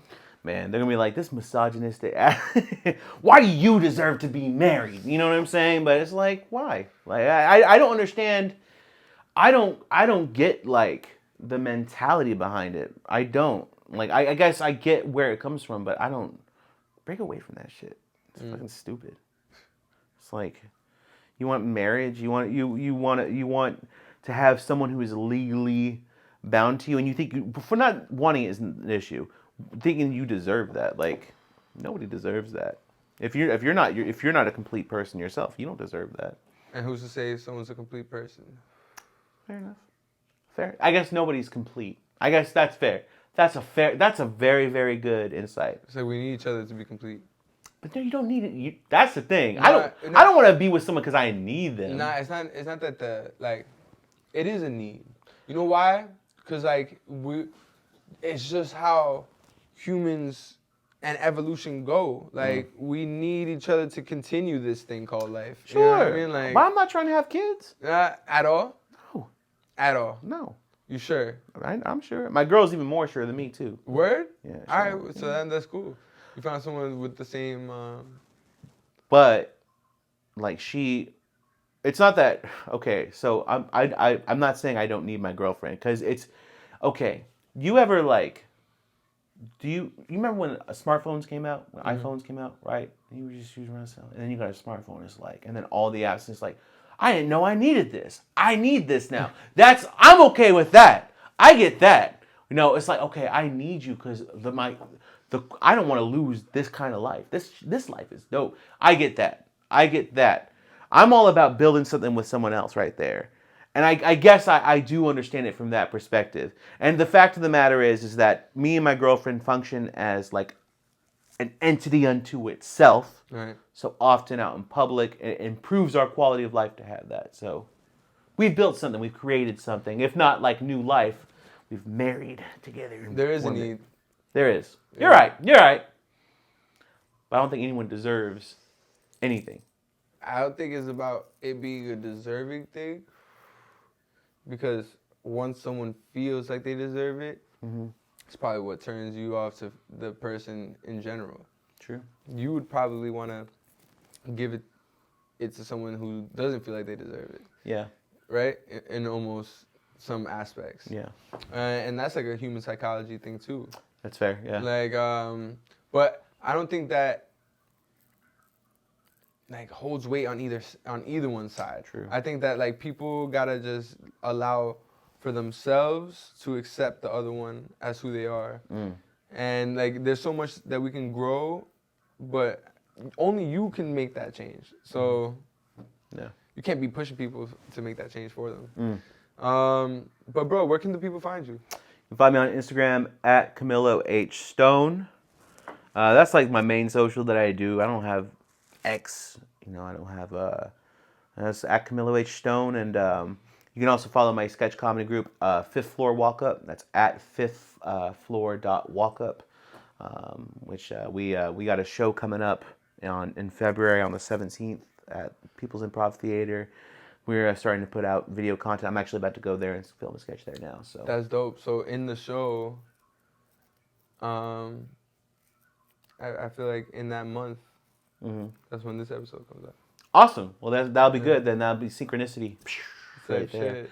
I can post it out there. Shit. And Camillo H. Stone, CAMILLO H. Stone, STONE. Yes, sir. So yeah. Ago, it's the conversation. Yeah. Take your mind different places. Now you know. So yeah.